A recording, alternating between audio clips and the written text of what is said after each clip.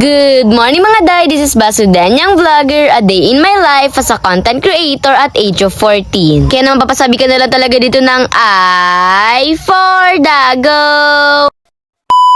Hi guys! For today's vlog is on the way nga po pala kami sa dagat. 5:30 pa nga lang po pala ng umaga, iginising na nga talaga kami ni Dada. Paano ba naman gusto niya nga raw talaga na maaga kami makapunta sa dagat? Dahil nga sobrang hapdi na nga raw talaga sa balat kapag nga sobrang tanghali na kami pupunta. Diyos ko, 5:30 antok na antok pa ako, pero eto, bumangon ako dahil maiiwan naman ako sa bahay kung hindi ako sasama. Pagkagising nga talaga, inag-asikaso nga lang ako, and then umalis na rin nga po pala kami. Kalayuan nga rin po pala itong dagat na pinuntahan namin, pero worth it naman yung pagpunta namin dito. Sobrang tagal na nga talaga nung last na punta namin dito sa Matuog-Tuogan. Naalala ko nga talaga, hindi pa nga talaga ako nung naka-iPhone. And alam nyo ba, quick story time na muna nga tayo. Nung dati nga po pala na pumunta nga po pala kami sa Matuog-Tuog, nag-video nga rin po pala ako dun. Syempre, vlogger na ako nun. Tamang naligo lang naman kami, and then konting breakfast lang like tinapay. Tapos alam nyo ba yung views ko dun? Grabe, lagpas 1 million. Ang kaso nga lang yung video na yun na nasa dating account ko nga talaga, na which is wala na nga talaga yung dating account ko dahil restricted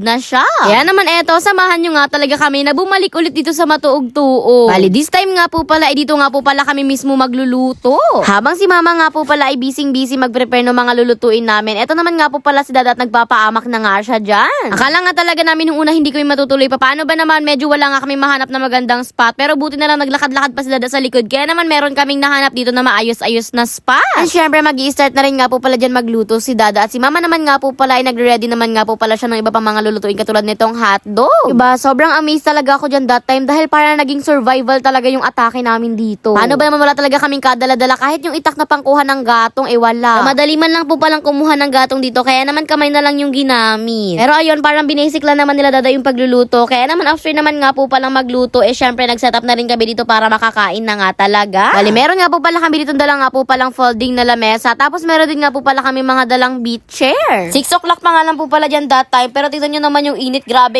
na talaga, sobrang hapdi niya na sa balat at hindi ko na nga kinakaya, kaya naman nakatago na ako sa payo. By the way, after naman nga po pala namin kumain is eto nga po pala at maliligo na rin nga po pala kami dito. Alam niyo ba ang pinaka nagustuhan namin dito, kahit na sobrang init na ng mga oras na yan, parang wala kaming hapdi na nararamdaman nung naliligo na kami. By the way, medyo mababaw na rin nga po pala yung tubig dyan dahil nga maglo-low tide na nga. Paano ba naman, malapit na nga talaga magtanghali? And ayun, tamang ligo-ligo nga lang kami, and after naman nga po palang maligo is syempre uuwi na rin nga talaga kami dahil konting lubog-lubog lang naman ang kailangan namin. Alam nyo, naaalala ko nga talaga dati kapag meron kaming sugat, lumulubog nga talaga kami sa dagat, tapos ilang araw lang gumagaling na. Na para bang may miracle ang tubig ng dagat.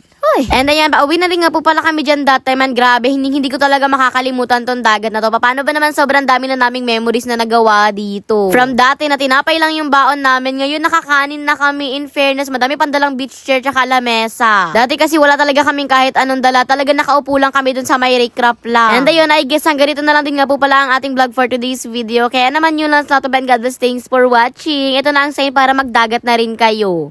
Uy!